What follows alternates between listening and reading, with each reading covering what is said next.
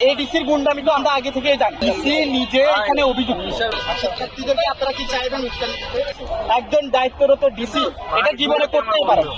আপনাদের একটা ব্যাপার হচ্ছে যে আপনাদের এই যে নেম প্লেট খুলে ফেললেন এবং মানে লাঠিকে এভাবে বাড়ি দিচ্ছেন, এগুলো কিন্তু খুবই উস্কানি।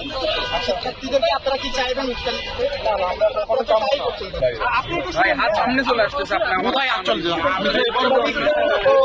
পুলিশ বাহিনীর ভাইদের বলেন যে সাংবাদিকদের বের করে দেয়, আমরা এই কথা বলছি।